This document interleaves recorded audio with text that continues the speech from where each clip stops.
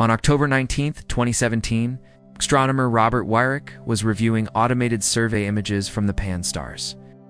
One telescope in Hawaii, when he noticed something that should not have been possible, a faint streak of light moving across the field of view, not in an elliptical orbit around the sun, not curving inward like a comet or looping back like an asteroid. It was moving in a hyperbolic trajectory, which means it came from interstellar space. It was leaving. By the time Weirich flagged the detection, the object had already passed Earth. It had already whipped around the sun at its closest approach.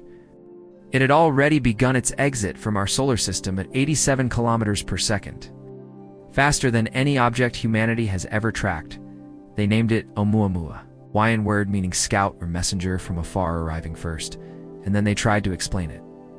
Every telescope on Earth turned toward it. Every calculation was run. Every model was tested.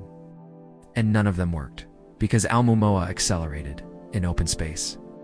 Without fuel, without visible propulsion, without a tail, without outgassing.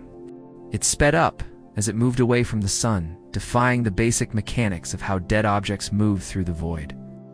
Which means we watched the first confirmed interstellar visitor pass through our solar system, and we have no idea what it was. Oumuamua is not a mystery because we did not see it clearly. We tracked it for 11 days. We measured its brightness, its rotation, its velocity, its trajectory. The European Southern Observatory's Very Large Telescope in Chile captured spectroscopic data. NASA's Spitzer Space Telescope searched for infrared emissions. Observatories across 6 continents coordinated to study it before it disappeared beyond the reach of our instruments. The mystery is that every piece of data contradicts the others. Oumuamua tumbled through space in a chaotic rotation, spinning end over end every 7 to 8 hours. Its brightness fluctuated wildly, dimming and brightening by a factor of 10, which means its shape was extremely elongated. Initial models suggested it was at least 10 times longer than it was wide, possibly shaped like a cigar or a needle, unlike any asteroid or comet ever observed.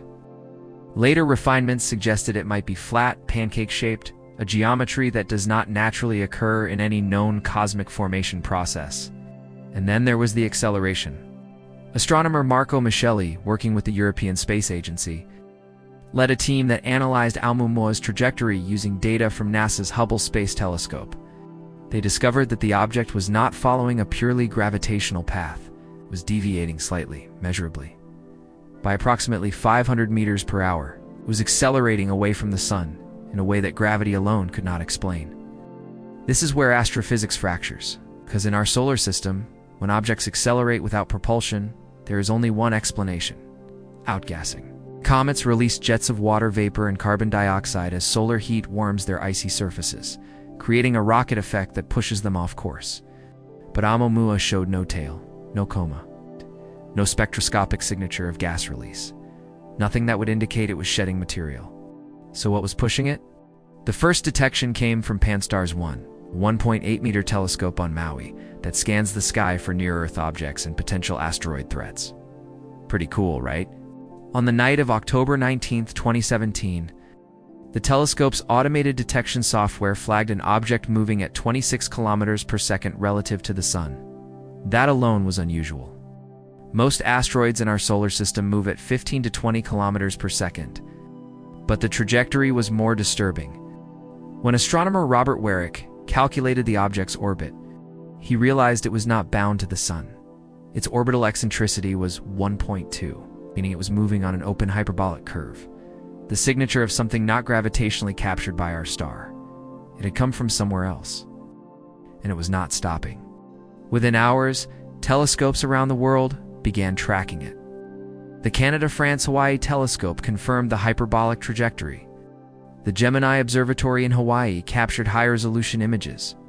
The Very Large Telescope in Chile measured its reflectivity and found that Oumuamua had a reddish tint, consistent with organic molecules that had been irradiated by cosmic rays over millions of years.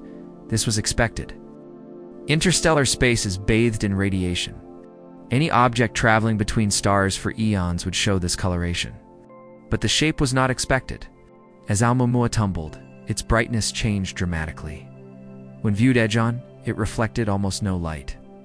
When viewed flat, it brightened significantly, Astronomers use these brightness variations to estimate an object's shape, and the initial calculations suggested an aspect ratio of at least 10:1, possibly higher.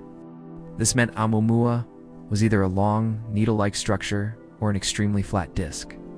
Both shapes are exceedingly rare in nature. Asteroids are typically irregular and lumpy, shaped by collisions and gravitational stresses. Comets are rounded by sublimation and erosion. Nothing in our solar system looks like Oumuamua. Nothing we have observed through telescopes and other star systems suggests that such shapes form naturally in interstellar space, which raises the question, if Oumuamua's shape is not natural, what shaped it? In 2018, astrophysicist Avi Loeb from Harvard University proposed a controversial hypothesis. He suggested that Oumuamua's extreme elongation and its unexplained acceleration could be explained if the object was not a solid rock, but a light sail. A thin reflective sheet pushed by the pressure of sunlight, the kind of propulsion system that human engineers have theorized for interstellar travel but never built at scale. Loeb's proposal was not speculation, it was a calculation. He demonstrated that if Oumuamua was less than 1 millimeter thick and highly reflective, solar radiation pressure alone could account for the observed acceleration without requiring any outgassing. The geometry matched, the physics worked, and the trajectory aligned with what you would expect from a derelict spacecraft or a probe sent from another star system. Drifting unpowered through the galaxy until it encountered our sun, the astronomical community reacted with skepticism, not because the math was wrong, but because the implications were unacceptable. Till now, this looked like an unusual interstellar rock, a cosmic curiosity, an object with strange properties that could eventually be explained by some exotic natural process we had not yet discovered. But it was not just unusual, because when astronomers tried to determine where Oumuamua came from, they found something that should have been straightforward. Every object in motion has a trajectory. Trace it backward, and you find its origin.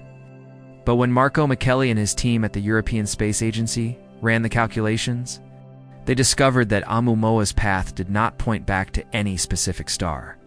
They traced its trajectory 1.3 million years into the past, accounting for the gravitational influence of every star within 50 light-years. And Oumuamua did not originate from any of them. It did not come from Vega, the bright star once thought to be its source. It did not come from any system in its vicinity. It came from nowhere. More precisely, it came from the direction of the local standard of rest, the average motion of stars in our region of the galaxy, as if it had been drifting through interstellar space for so long that its point of origin had been erased by time. This is the hidden barrier. The instrument that should have told us where Oumuamua came from instead revealed that it had been traveling for so long, through so much gravitational chaos, that its origin was untraceable. We cannot find its home star. We cannot determine if it formed naturally or if it was launched. We cannot even confirm how long it has been wandering the galaxy. And then in 2019, astronomer Yun Jung from the Cape Desert Observatory in France conducted a statistical analysis of Oumuamua's arrival. He calculated the probability that an interstellar object of Oumuamua's size and velocity would pass through the inner solar system purely by chance. The result was unsettling. Based on the estimated density of interstellar objects drifting through the galaxy, an object like Oumuamua should only pass within 1 astronomical unit of the Sun once every several 100,000 years. We happened to detect it within months of deploying the Pan-STARRS survey system designed to find exactly this kind of object. Either we got extraordinarily lucky, or interstellar visitors are far more common than astrophysics predicts. Why did Oumuamua arrive exactly when we were ready to see it? In 2020, astronomers Amir Siraj and Avi Loeb published a study analyzing the population of interstellar objects likely to exist in the galaxy. They found that if Oumuamua represents a typical example, there should be trillions of similar objects drifting through the Milky Way at any given time. Most are too small or too distant to detect. But based on Oumuamua's size and reflectivity, the researchers estimated that several such objects pass through the inner solar system every year. We only saw one, because until Pan-STARRS, we were not looking. But the most troubling discovery came from a separate analysis conducted by astronomer Matthew Knight and his team at the University of Maryland. They reviewed all the spectroscopic data collected from Oumuamua and found something that had been overlooked in the initial rush to classify the object. The surface reflectivity was inconsistent. In some wavelengths, Oumuamua reflected light like a carbon-rich asteroid. In others, it absorbed light like organic materials. And in still others, it showed metallic signatures that do not occur in natural space rocks. The object was not uniform. It was layered, coated, or constructed from multiple materials. Natural objects in space are homogeneous. They form from the same dust and ice that coalesced in their parent star system. They weather uniformly under cosmic radiation. They do not have surfaces that behave like composites. What kind of object has a variable surface composition? In 2021, astrophysicists Amaya Morrow-Martin and Stephen Desch led a study that attempted to explain Oumuamua's acceleration using a natural mechanism.